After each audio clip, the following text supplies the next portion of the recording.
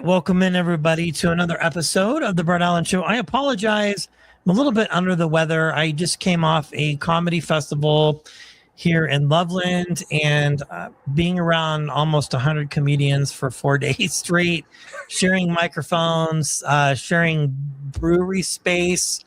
I have come down with something. I don't know what it is, but I have been worse for the wear in the past. We have a special guest today, comedian Derek Sheen. Very, very funny. He has a new special here dropping soon. And I'm excited. August 21st on YouTube, Unrelatable. This is his fifth hour that he's produced. So congratulations, Derek. It's great to see you and meet you. And thanks for your time. Oh, man. Thank you so much for having me, Brett. And sorry to hear that you're not feeling great. Well, it's okay. It happens. We will survive. Close quarters with comedians, by the way. You're bound to get some kind of encephalitis of the I know throat. something. I don't know. It's I felt it coming on Sunday night. Well, the fact that we had 100-degree plus weather all 4 days too did not help, in and out of the air conditioning and everything. So it could be worse, I guess. Well, this is very cool. This is your fifth hour. And for those comedians I get the chance to talk to that do put out specials, this is a really big deal. So talk to me about it. How did you know you were ready to release a new hour? How long have you been working on these jokes and releasing them for people to enjoy? Oh, man. It's a weird story because I have four albums already that were unnecessary. Like I feel like having four is way too many. That's funny. But I, after right before we went into lockdown, I had the worst 3 years of my entire life, which had nothing to do with COVID. Like a month before, COVID was announced, like I lost my mom, which was awful just because the circumstances were real terrible. Sure. It was just a real dark time, and that put me in a caretaking position to take care of my grandfather full time, who was sliding into dementia and had a lot of other health problems that nobody knew about. And my wife and I had to kind of completely change our lives and jump into caretaking, and still really didn't have time to grieve or deal with my mom's stuff at all. And there was no outlet because I absolutely hated doing comedy online. Yeah, I imagine. It was the worst experience I've ever had. It was just like, I felt like shooting your babies execution style, and so I started writing about all this stuff, but I had no outlet for it. And I think, that stuff like that, I guess, changes the way you write, the way you think. And it changed my approach to stand-up because I think I just got less about dick jokes. And I think I lost my ability to be sarcastic. Sure. And so I started writing more stuff that was, I think, relatable in a sense about how unrelatable I can be. And I had this stuff sitting in my back pocket for 4 years. And I'd just been doing it and doing it and doing it. It's the hour that I'd written. And I need new material. There's just a point where I was like, I need to just get this out of my system. Sure. As a comic, you get to a place where you either burn everything and start over from scratch, or you record it and try to do something with it so that you don't feel like, that hour was gone to waste. And I felt like I wanted to do it on my own this time. Sure. And I think if I could reverse time, if I was Cher and I could turn back time, I would make this my first album. Really? Yeah, I think it's a much better snapshot of me as a person and a comic, and it's more genuinely my voice. I think for years before this, I had a lot of, I don't know if I realized the level of imposter syndrome I think I was always fighting. And I think, pure unbridled trauma just tends to completely wash everything away. And I had probably 3 or 4 different ego deaths. So, and I didn't get to do stand-up for years. And I think everybody that went into COVID lost something. But I was in a good place right before my mom died. Like, I was leaving for LA. I had meetings. I had some stuff that I thought was really going to be a change for me, the stuff that I'd been working so hard for. And that was I think that was the black flag that just kind of got raised. And I think I really had to reconcile with the fact that it wouldn't have happened anyways, because the whole world was going to shut down. But right. All these things were just an ego death to start over from scratch and go, well, what do I think is funny? And so, I think the thing I realized about myself is that I have the ability to absolutely destroy a party. I can kill the mood. It's been a gift I've had forever that I didn't realize. I don't know where the barriers are, because I think I had such a shitty childhood and such a lot of, grew up in a lot of trauma and stuff that, like, I just accept it as normal. And so when I'm in a group of people, I just tend to operate from that standpoint. Like, oh, you all know what this is like. You all know what it's like to see a headless body. You all know what it's like to suffer tremendous abuse. And that's, I think, the concept of Unrelatable, is the fact that I just come out of the gate and completely bum out whole parties of people. And that's kind of a gift that I had to learn how to, like, harness and use to my advantage. And so talking about myself and trying to make it sound like it's, it's at least mildly interesting, if not, fucked up and dark, and where's the fun in that? And I try to find it. No, I totally get that. And also, it could have been easy to just kind of throw the towel in too. But I feel like during that time frame, everybody was watching what everybody else was doing, and the Zoom shows kind of just became a thing. And some people, like Ben Glebe, sort of capitalized on this and built studios in their houses and did Zoom shows, which he's turned into his own late night show. A lot of people just did it, drive-in theaters, kind of like whatever, route they thought would make sense to do comedy. And also, I think we believed, or maybe we're led to believe too, that we would not be like back to normal necessarily anytime soon.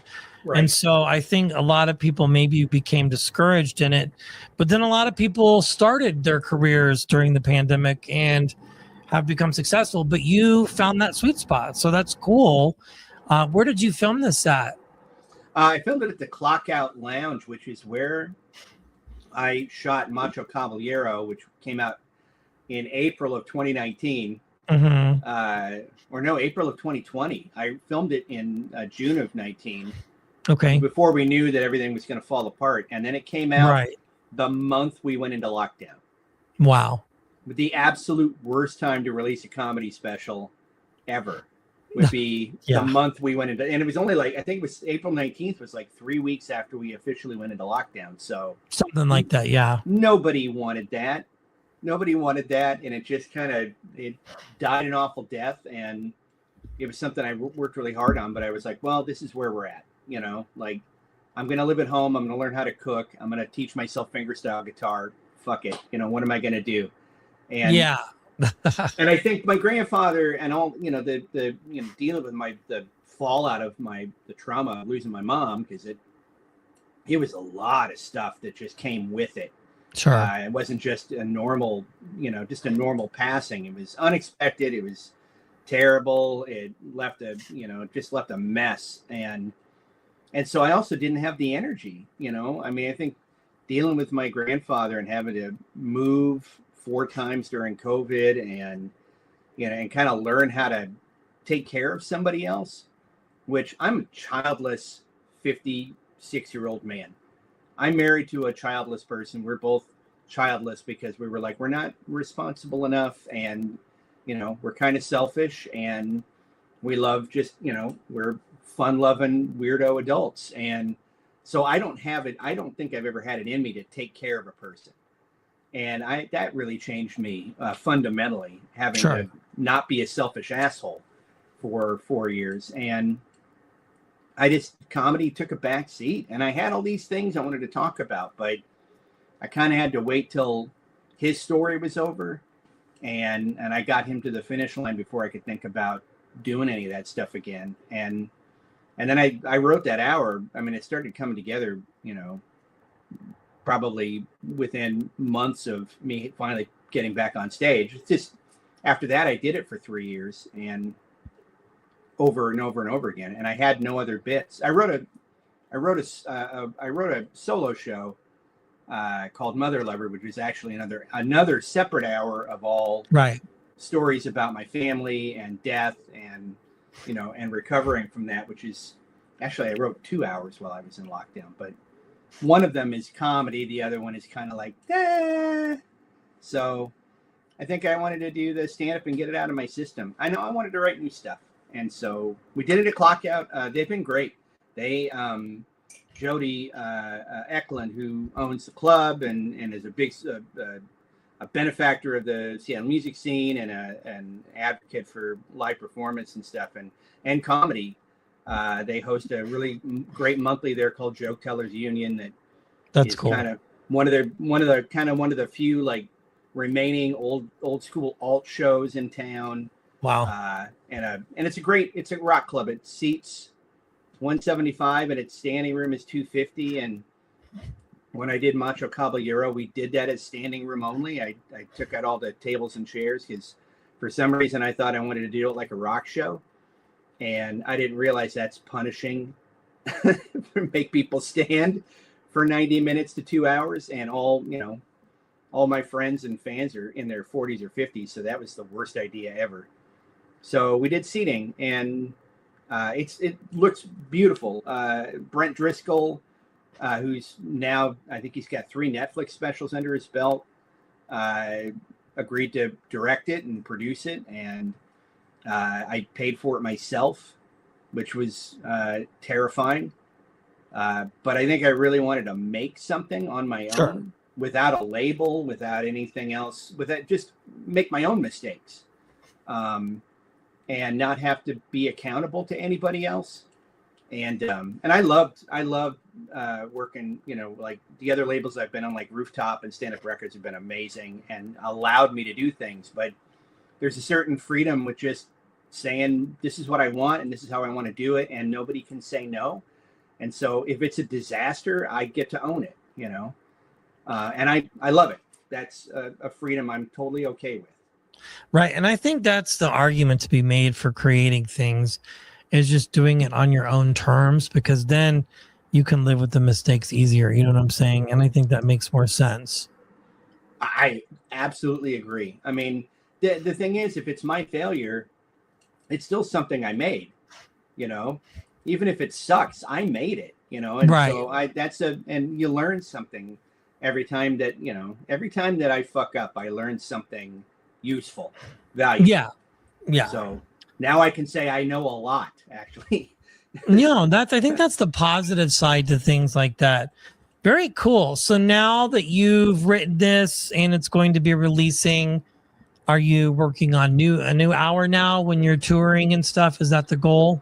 Yeah, the goal now is to completely disassociate from this material. And it's hard because I really have leaned on it for a long time. So I'm very comfortable with it. Like, it works so well because now I've figured out, in any situation, how to make it work for me. I can tell these bits anywhere and they work great because I figured out all the, I've had 3 or 4 years to, get all the clunks out of it. And so now I'm totally, I'm fucked. I'm absolutely screwed. I'm totally screwed. I'm starting over from ground zero, and I haven't written an hour since 2019. That's when I started writing this stuff. So I haven't, this is terrifying. Well, you seem like you're up for the challenge. So I think to a point probably. And you're like, well, Yeah. here we go. But do you ever have that fear though as a comic? Do you have that fear sometimes where you're afraid? And maybe, I mean, I can't be the only one, but like that when you're ready to start over and write new material, what if nothing comes out? Yeah, that is a big fear. And especially as a younger comedian, like, when you have good 10, 15 minutes, you want to keep doing that over and over again. But then you're not really challenging yourself as a writer to create new material. Because somebody told me once when I first started, they're like, if you can write this good 15 minutes, then you should be able to write a good 15 minutes again. The challenge is you just have to get outside of your head and the comfort zone of, maybe getting laughs or doing stuff that is going to hit, and just start over again and begin that process, right? And then eventually you'll have more time again. But, to write an hour is a lot. And then to have to start over, I imagine, has to be terrifying. But you seem like you're in good spirits about it. Like, do you work on new material while you're doing these greatest hits, or are you hitting showcases? Like, what is Derek's process for that, working on new material? I am officially back to open mics because I get really energized by that's cool watching new comics, and also just comics in the the middle third of their playing field right now, trying to like write new things or try new things, or watching them, watching comics, seeing how the mechanicals work. It's very important for me. I think that my writing is complete. I'm a completely different comedian than I was in 2019. Sure. So I had a huge a voice change, and my materials changed, and so getting to be in an open mic and starting from scratch and having some humility to be supportive of the room, and I do not have big time syndrome because I still live in the place that I started in and I haven't moved. Right. So it's very easy for me to be humble and just sit and listen. I started doing stand-up because I loved watching it. Yeah. And I think my favorite part of stand-up is watching the sausage get made and seeing somebody write a bit and take it from A to B to C to work out the legs and pull out the junk, and that really helps me a lot. And I get good feedback from newer comics. I love to be surrounded by, especially Gen A and Gen Z comics. Sure. Because I don't want to Rob Schneider myself, where I just get stuck and I get angry because I just want to write the lazy shit that I've always written, and I don't want to change, and I don't want to be angry. I want to know what we're talking about and how I can talk about things and what is okay for me to talk about. And, I feel like I want to grow with the times and progress, which I think, it's going to sound weird, man, but the best piece of advice I ever heard, and it wasn't directly at me, but it's going to sound nuts, but there's an old Guitar Player magazine interview way back in like 91 or 92. And it's Eddie Van Halen when Sammy Hagar's joined the band, right? And they're interviewing Eddie because a new album came out, and they talked to the guitar player of the flavor of the month, and the interviewer was like, at some point, I mean, you're Eddie Van Halen, you don't have to practice anymore. You can just show up and rip, right? I mean, you don't even have to. It's so ingrained in your person. And what he said was, I'm never where I want to be. Sure. I'm not at the place I want to be. I always think that I could be better. And so I practice every day, and I show up on time, and I get up early, and I set goals for myself because I'm not the player I want to be yet. Yeah. And that fucking blew my mind as a 20 something, where I was like, oh, Yeah. So you should just never stop trying to progress, because I guess chasing art is, I think that's part of the process and also the challenge and the journey, right? Like, Yeah, for sure. Well, the fact that you still hit open mics and are energized by that, I think is a very cool thing too. And it's encouraging for younger comics too, because like if I were to see you or anybody at a mic, I would be encouraged, and it would make me want to step up my game and match the energy level of that comedian that is there in the room that night, maybe headlining the open mic or the new material mic or whatever it's called, right? And I think that is the positive of it. So you're busy this summer, you've got some dates, you're working on new stuff when you're doing these dates, or you kind of mixing in greatest hits?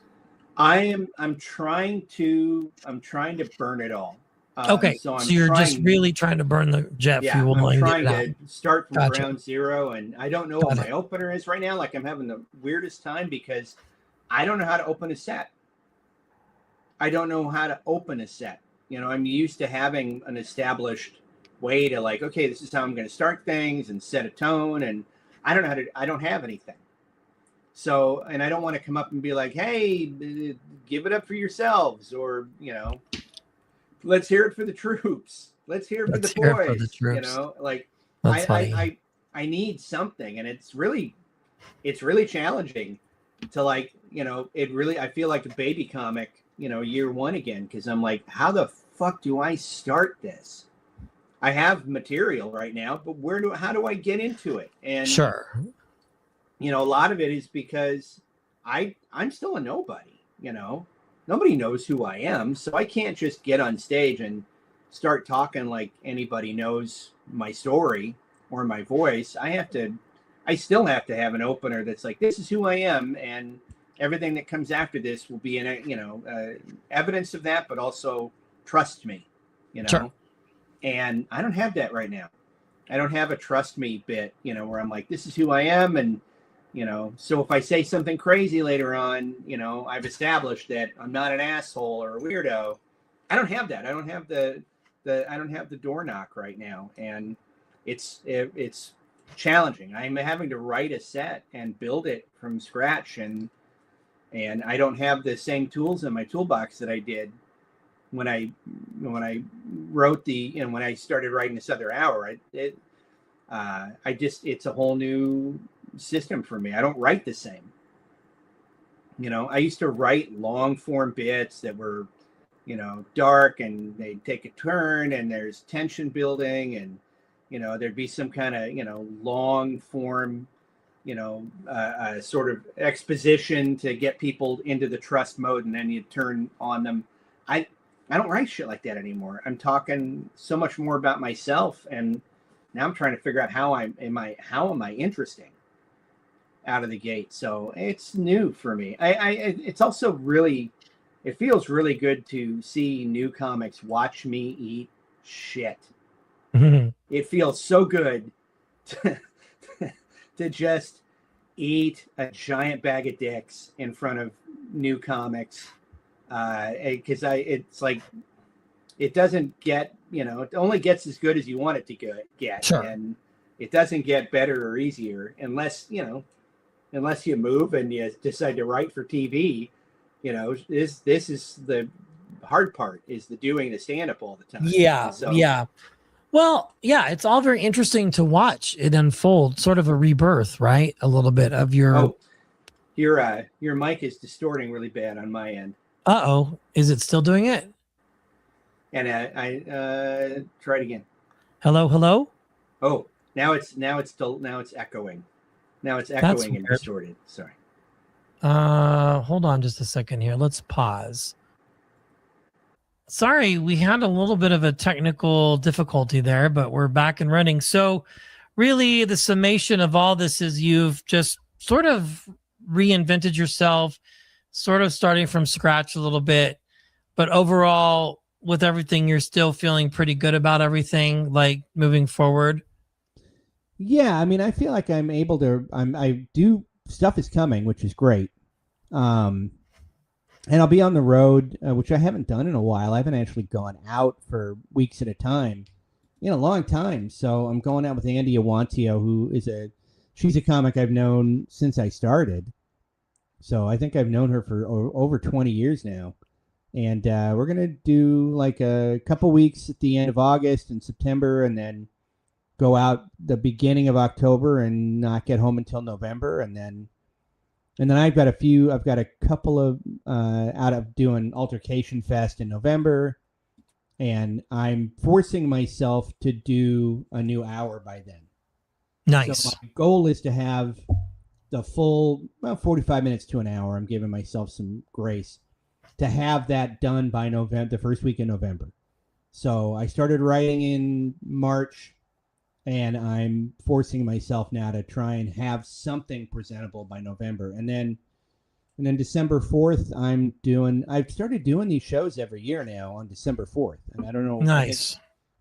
It started like 4 years ago at Clock Out. Actually, I've done the last 3 there.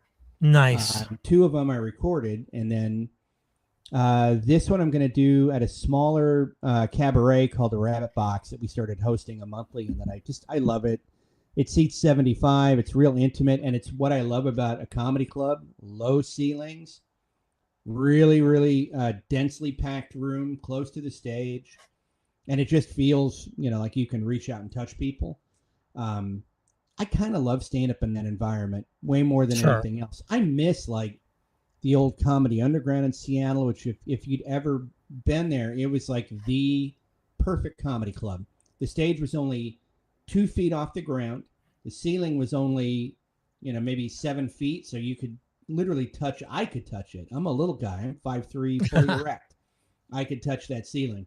And the audience was right in front of the stage. And it sat 175, and it was dense. And it always felt like that's the kind of place that comedy seems to work best in, is a small packed room with a low ceiling.